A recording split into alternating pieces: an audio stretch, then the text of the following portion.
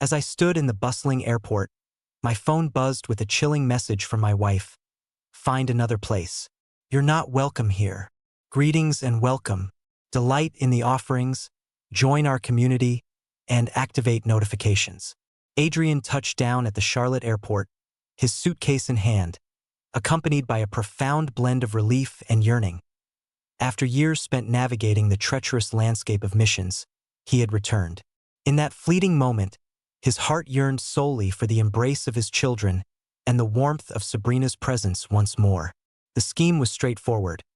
Retrieve the car, swing by the boys' cherished coffee shop, grab those beloved cookies, and ultimately return home to unveil the surprise, to the very least. That was the vision he conjured in his mind. In the past few months, my interactions with Sabrina and the children have taken on a somewhat altered tone. The messages had become less frequent, and when they finally arrived, they felt hollow, mechanical, devoid of the warmth they once carried. He observed it, a flicker of anxiety creeping in. Yet he endeavored to reassure himself that it was merely the distance, the fatigue, the relentless routine, and that in face-to-face encounters, all would revert to the familiar. Ultimately, that was the pattern that consistently unfolded.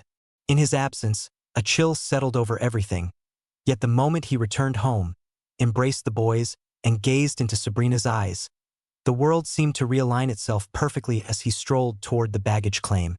He retrieved his phone to inform them of his arrival. Upon activating the device, he immediately observed a solitary notification, a voicemail awaiting his attention. Immediately, he envisioned it as a sort of salutation from the children, reminiscent of the messages they would record during his absences. He donned his earphones and pressed play. Yet, the moment the voice reached his ears, it was as though the very earth had vanished from beneath his feet. It was indeed Sabrina. Yet, it was not the familiar, sweet voice he remembered. The atmosphere was frigid, arid, and meticulously planned. Her words pierced through the air, striking with the force of a blade. She stated that the locks had been altered, that the children were well but chose not to see him, and to emphasize, it was definitively over between them. There exists neither space for dialogue nor allowance for uncertainty. Unyielding, harsh, conclusive, for a brief moment, he remained motionless, gazing into the void, attempting to comprehend whether he had truly heard what he thought. His mind struggled fervently to unravel the complexities of it all. He pondered whether it was a misstep, a fleeting whim, a momentary turmoil. It was utterly perplexing. They quarreled, as all couples do, yet never, not a single time, had she displayed anything so intense. What about the children? How could they possibly resist the urge to see him? It just didn't add up. He immediately attempted to reach her by phone.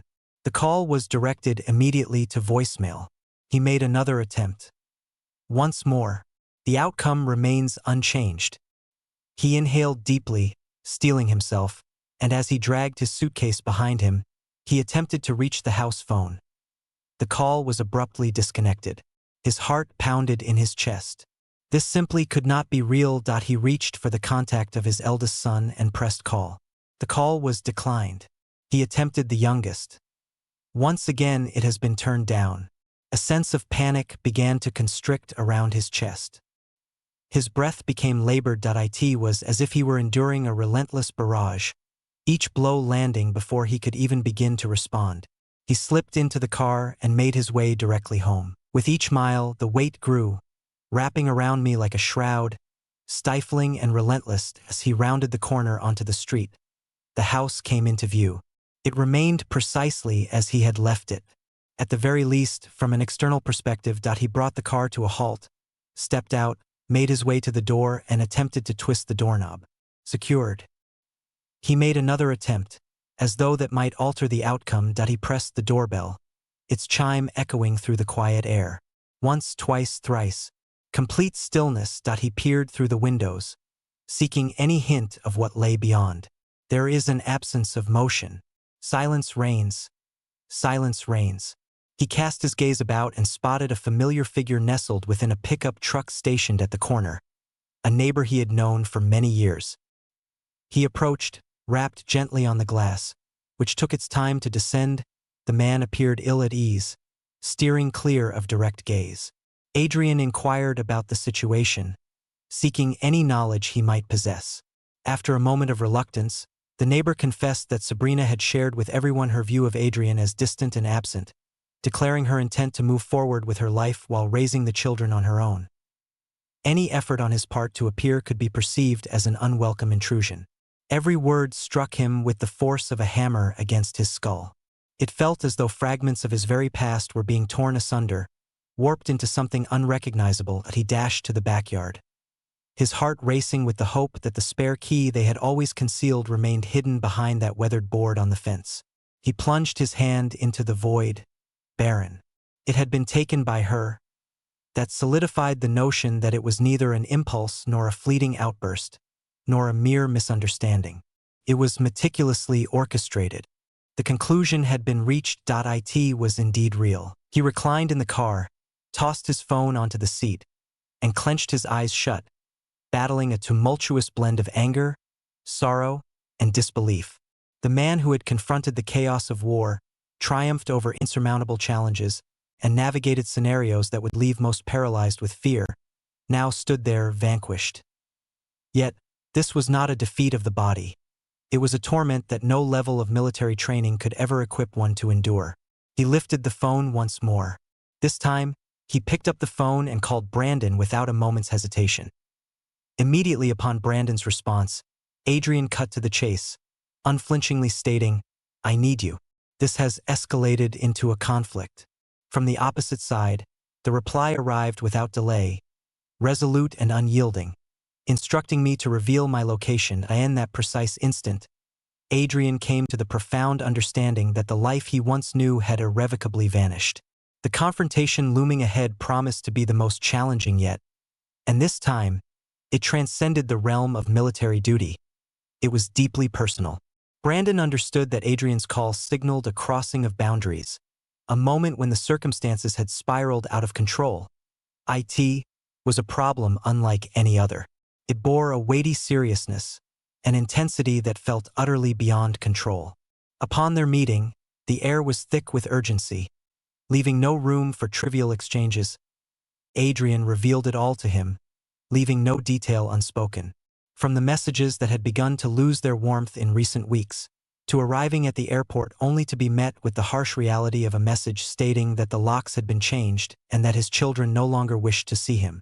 And even more disheartening, the marriage had come to an end in an instant. Devoid of explanation, stripped of warning, and bereft of any opportunity for dialogue. Brandon absorbed every word, striving to unravel the complexities that lay within them, standing by his side in the quest for understanding. He was acquainted with Sabrina. He had shared moments with her at parties, barbecues, and family gatherings. Everything felt utterly perplexing. The abruptness of this separation, devoid of any opportunity for dialogue, felt decidedly unnatural, particularly given that Adrian had been away on duty, dedicating himself to the service of his country. It was utterly preposterous to believe that, without warning, she could just wipe him from her existence and the lives of their children. Brandon's initial thought was that there was something profoundly amiss with this narrative. A separation, regardless of its challenges, does not unfold in such a manner. Not when someone is altering locks, severing all communication, and turning the children against their father. This choice transcends mere exhaustion, conflicts, or the weariness that often accompanies relationships. This holds greater significance. There exists a deeper layer to this. It was then that Brandon posed the question that had been incessantly echoing in Adrian's mind. What do you think lies behind all this? Yet, despite the countless hours he spent pondering, an answer eluded him. Over the past few months, there have been, naturally, some disagreements. The perpetual distance, the voids left behind, the challenges that a military lifestyle thrusts upon any family, each of these burdens bore down with considerable weight. Yet, he could never have fathomed that it would serve as sufficient cause for her to embark on such a drastic course of action, particularly when it came to the children. It was at that moment they resolved to delve further. They had to grasp the true nature of the situation. If she chose not to provide an explanation, they would seek the truth on their own. Yet, they couldn't simply begin inquiring. Such actions would only exacerbate the situation, likely resulting in accusations, escalating conflicts, and jeopardizing any chance of reaching a resolution in court. Brandon, having established a rapport with a reliable private investigator, proposed enlisting his expertise. A man named Victor who had toiled on numerous comparable cases. Subtle, effective, an individual adept at revealing the secrets that others sought to conceal. Adrian paused for several moments, uncertainty lingering in the air. He could never have fathomed that a day would come when he would find himself in the position of needing to enlist the services of an investigator to look into his own wife. Yet, upon confronting the truth of the situation, he understood that he was left with no alternative, that it was either that or dwell in shadows, embracing a narrative that was undeniably lacking in fullness. As Adrian engaged in conversation with Victor, his intent was unmistakable. He sought to unravel the events that had transpired. He felt an urgent need to ascertain Sabrina's well-being, to uncover her whereabouts, to gauge the children's state, and, above all, to understand the driving force behind such a drastic severance. If she genuinely wished to part ways, so be it, but not in this manner, not by tearing the children from his life, not by obliterating his presence from the tapestry of their family history. Victor detailed his approach, emphasizing that his first step would be a comprehensive sweep. He would delve into public databases, scrutinize recent movements, examine new rental contracts, analyze financial transactions, explore social media histories, and, if warranted, implement physical surveillance. The task would be subtle, carefully avoiding any hint of attention. A subtle method, merely collecting insights. In the days that ensued, as Victor embarked on his endeavors, Adrian found himself ensnared in a tempest of contemplation. He revisited each recent exchange with Sabrina, searching for any overlooked signs that might have slipped through his fingers. Every phrase, every glance, every shift in demeanor that might hold meaning in this moment. And truly, he began to recall. He remembered that in recent weeks, she had grown distant, replying to messages with a starkness that lacked the warmth she once conveyed at tea times. Her silence was absolute. The video calls that once filled our days with connection gradually dwindled, becoming more infrequent until they ultimately ceased altogether. In that moment, he endeavored to persuade himself that it was merely the chaotic rhythm of life, the mounting pressure, the inevitable toll of time. Yet, as he observed it all from a distance, he came to the unsettling realization that this was far from ordinary. It was never the case. During this tumultuous time, he found refuge at Brandon's house, where the warmth of hospitality was matched only by Brandon's unwavering support. He stood as one of the rare few genuinely aligned with him, prepared to confront the tempest, regardless of the truths that lay hidden beneath the surface. As Victor fulfilled his role, Adrian embarked on his own quest for understanding. He reached out to a few mutual acquaintances, seeking to uncover any insights they might possess. Yet the replies remained elusive, steeped in silence and an air of unease. Some remarked that she appeared to be doing well, that she was in the process of restructuring her life, yet no one delved into specifics. Some chose to steer clear of the subject altogether. There was an unmistakable sense that a multitude of individuals were aware of certain truths yet opted to remain on the sidelines. The deepest wound was not the dissolution of the marriage itself, but rather the painful reality of being regarded as a total stranger by his own children. That, more than anything, sliced through the air like a sharp edge. For, regardless of his physical absence, he remained a father in every sense of the word. He lingered in their lives, a constant presence even from a distance. He consistently reached out, stayed connected with them, and engaged in any way he was able. And now, it felt as though he had never been a part of this world. With each passing day, the contours of Victor's report started to emerge. In that moment, Adrian understood that the object now resting in his hands held the power to transform his existence entirely. At that moment, he had come to grasp a singular truth. This was far more than a mere parting. It was more profound, more shadowy. Should there be a concealed reality lurking beneath the surface, he was prepared to venture to the very ends to reveal it.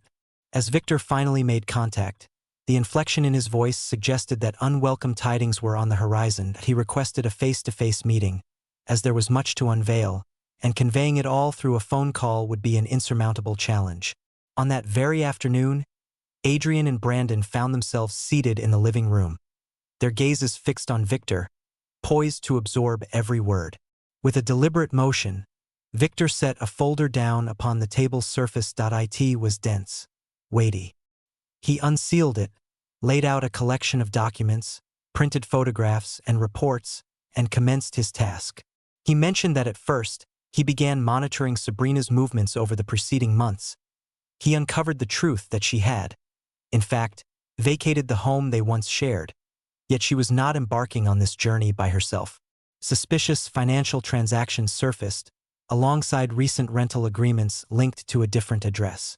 Most notably, there were records of trips taken on particular dates, exactly those days when she asserted she was too occupied to respond to calls or messages. Yet, the pivotal moment in the investigation came from a seemingly trivial detail. Sabrina was not navigating the upheaval of her life in solitude. In every photograph, one figure remained constant. He stands tall and impeccably dressed, often seen behind the wheel of various cars, predominantly those of the luxury variety. Frequently, they could be observed arriving at or departing from restaurants, shopping centers, or hotels. The nature of their relationship left no space for uncertainty, and that struck Adrian with the force of a gut-wrenching blow. What is the name of the man? Logan Blackwood. An individual immersed in the world of real estate ventures. Prominent, widely recognized, outwardly thriving, with a flawless reputation both online and within the local sphere. Yet, as Victor pointed out, appearance is merely a veneer. As they delved further, what emerged was nothing short of horrifying. Marcus possessed a remarkably peculiar history of simultaneous relationships. His entanglements extended beyond mere involvement with married women. It had become nearly a way of life. Records emerged of no fewer than 4 recent cases, each adhering to a strikingly similar pattern. Women who have experienced vulnerability, navigating through separations, marital crises, or emotional turmoil at various points in their lives. He would enter their lives, presenting all the words they longed to hear: steadfastness, warmth, focus, assurances of a brighter tomorrow, economic assurance, and unwavering love. He convinced them they were on the brink of a magical storybook adventure. Among the tales woven into the fabric of our narrative was that of Rachel, an educator hailing from the vibrant city of Houston. At a real estate event, she encountered Marcus. In a matter of months, she abandoned it all. She stepped away from her job, parted with her home, and embraced a new life with him, convinced they were embarking on a shared journey. 3 months later, she uncovered that Marcus had another woman residing in San Diego, living through the very same tale. Among the unfortunate souls was Melanie, hailing from Orlando, a mother of 2, freshly untethered from her marriage, believing she had discovered a remarkable man. It was on an ordinary day that she inadvertently picked up his phone, only to find a woman on the line inquiring whether he had completed his divorce, eager to embark on a new life with him. In that moment, she came to the profound understanding that she was not alone in her experience. And it deteriorated further. Amidst the intricate web of connections, Marcus orchestrated a remarkably elaborate financial fraud scheme. The pattern rarely deviated from its familiar course.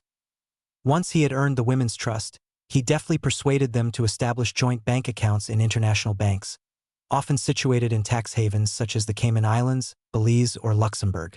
He framed this move as a means of asset protection, dollar investments, or launching a business, all aimed at securing the couple's financial future. In a calculated manner, he exploited the victim's personal information to establish legal frameworks overseas, including offshore companies and shell corporations. Upon the company's inception, he sought million-dollar loans from international banks or private credit platforms that operated beyond the confines of conventional regulatory frameworks, employing false guarantees or exaggerating the victim's financial capabilities.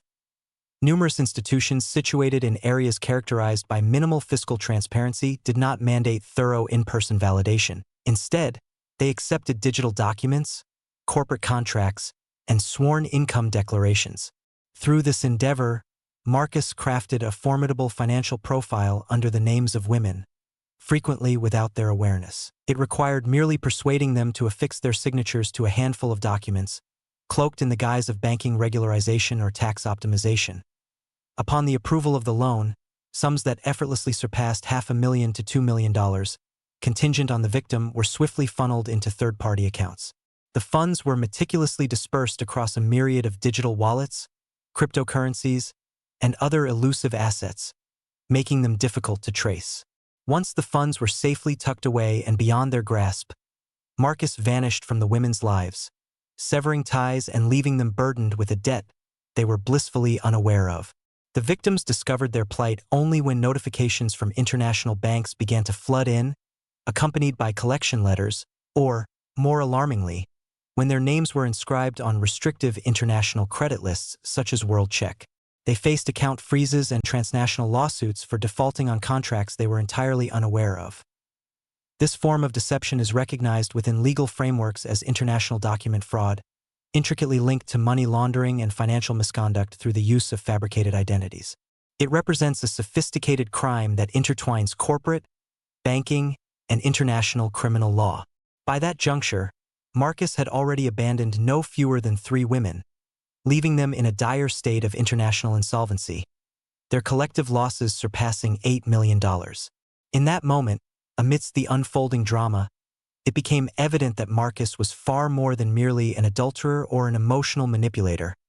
He operated at the pinnacle of the criminal underworld, a cunning financial predator cloaked in the guise of Prince Charming. As Victor set the dossier down on the table, revealing a collection of photos, WhatsApp exchanges, social media screenshots, and security camera footage capturing Sabrina and Marcus entering a hotel together, Adrian experienced a profound sense of weakness wash over him, as if the very essence of his strength had been drained away. It was a jolt to the senses.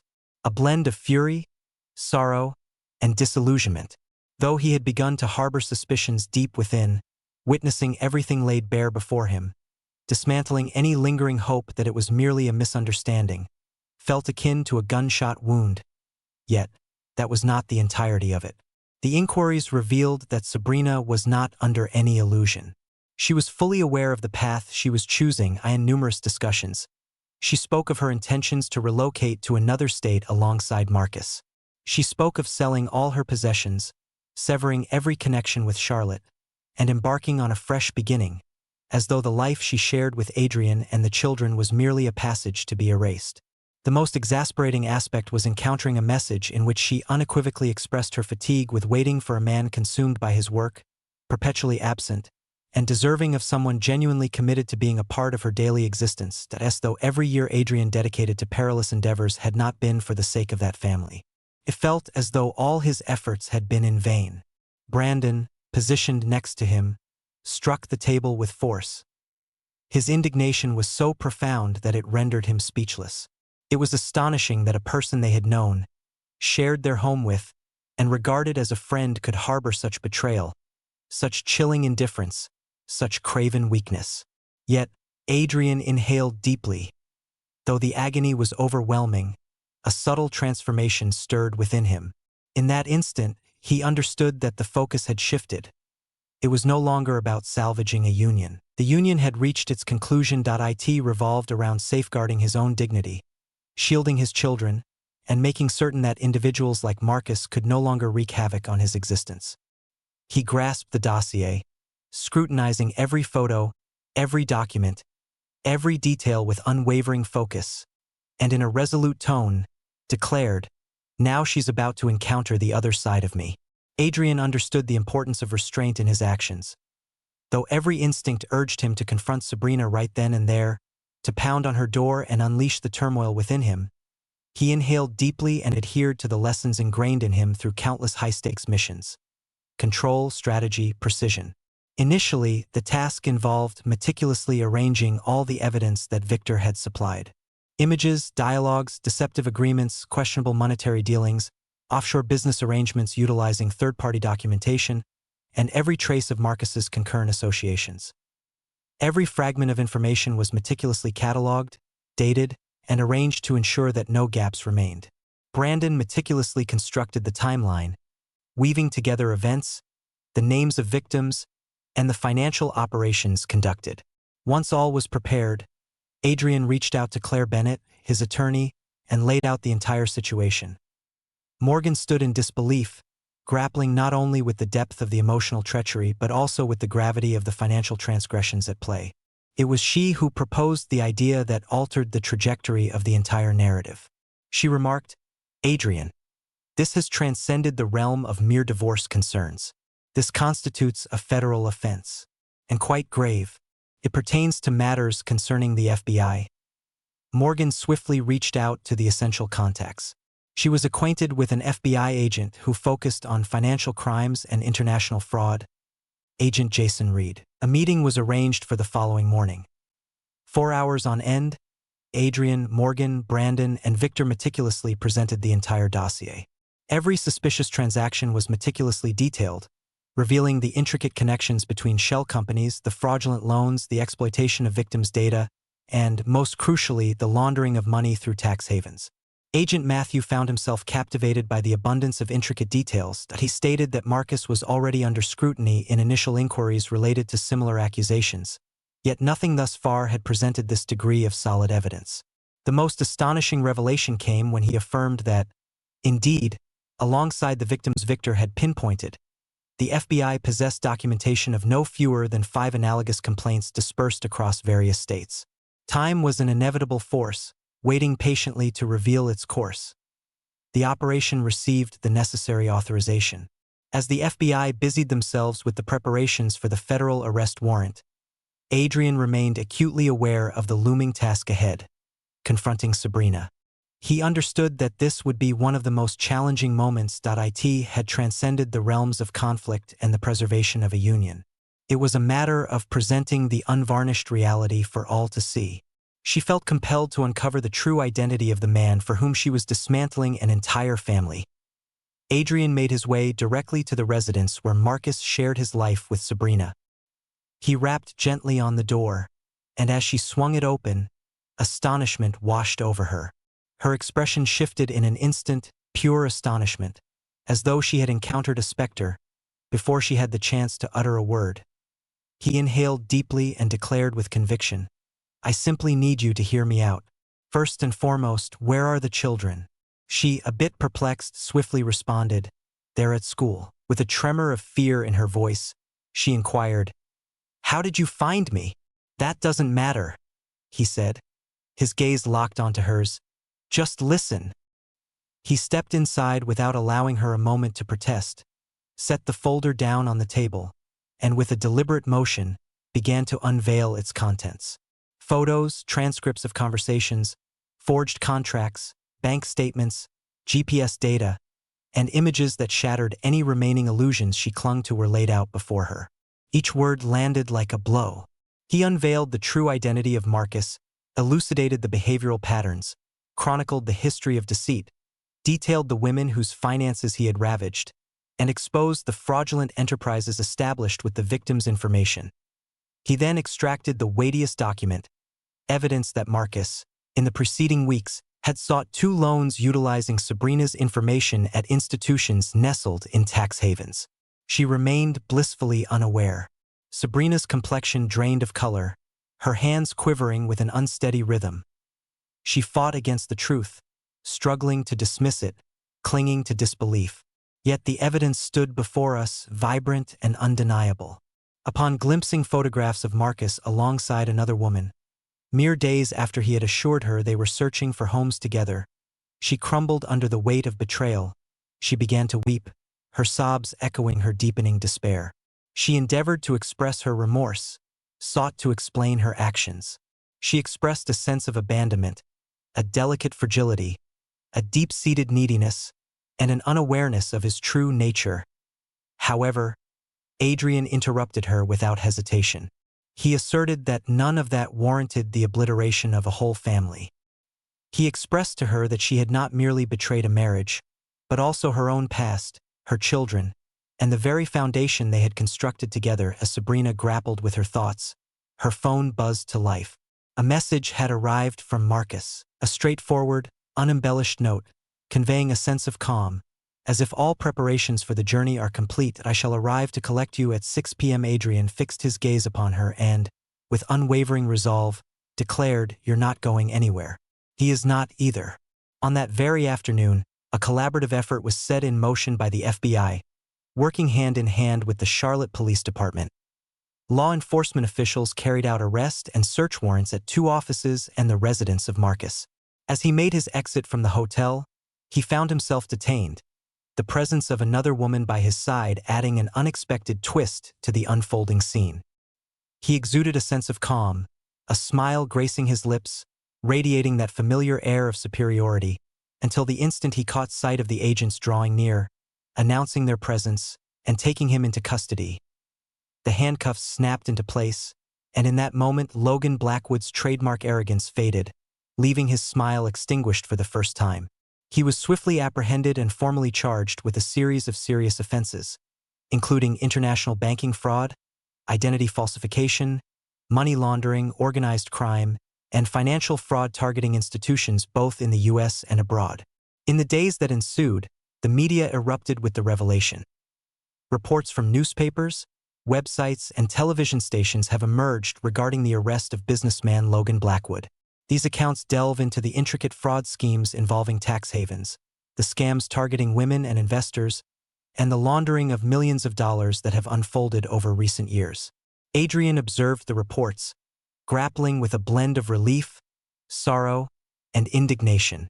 There is a sense of relief in unveiling the true nature of that man. A deep sorrow enveloped him as he witnessed the disintegration of his family, and a sense of indignation lingered, for he understood, deep within, that all of this could have been averted had Sabrina recognized it sooner. On that fateful day, a profound realization dawned upon Adrian. He may have lost a marriage, yet he emerged victorious in safeguarding himself, his children, and thwarting further devastation wrought by that criminal upon others. The divorce was finalized in a swift manner. Once the truth was unveiled, all conversation ceased to exist. Sabrina, her spirit in tatters, signed the papers with a heavy heart, offering no resistance. The loan that Marcus sought to secure in her name was not approved in time. Thanks to Adrian's timely report to the FBI, the transactions were intercepted just before completion, allowing her to narrowly evade a multimillion-dollar debt that could have shattered her life. As time passed, the children gradually came to grasp the complete reality. Gradually, they began to engage in conversation with their father once more, rekindling the connection that had always been present, though marred by deception. Adrian ensured his presence, engaging in their everyday moments, demonstrating that, regardless of circumstances, a father's love remains unwavering. In a bid for proximity, he secured a house merely a few blocks from the family's former abode. Sabrina returned to the home she had once inhabited alongside Adrian and the children, yet now all had changed.